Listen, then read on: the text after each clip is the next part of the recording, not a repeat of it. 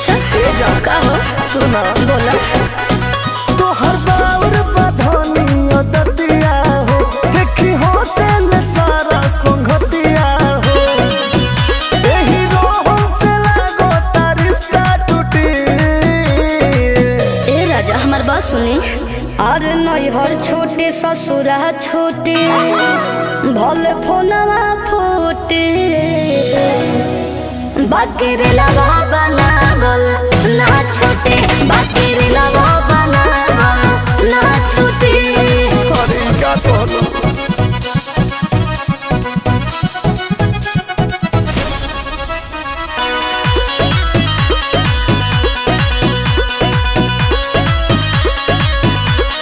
आई बारू जहिया से बानी डिस्टर्ब हो जइबू वायरल तो फेरा में पड़ब।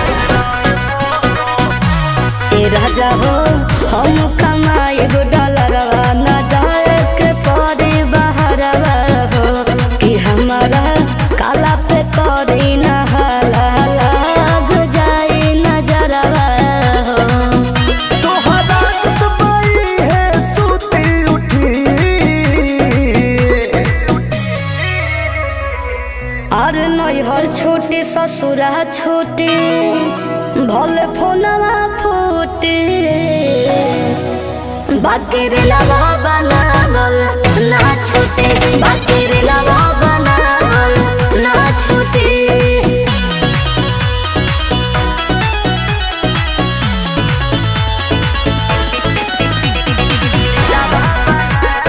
बाप रे बा हमार मेरा सुपरस्टार मनी मिराज के साथ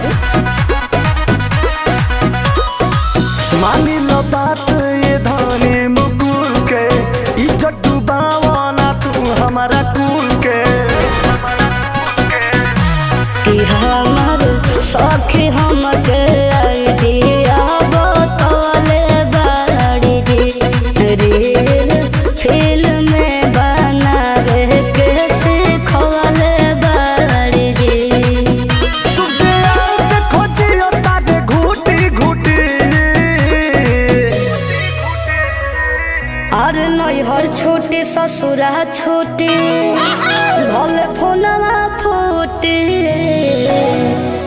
बाकी रे लगा बनावल ना छोटे बाकी रे लगा बनावल ना छोटे।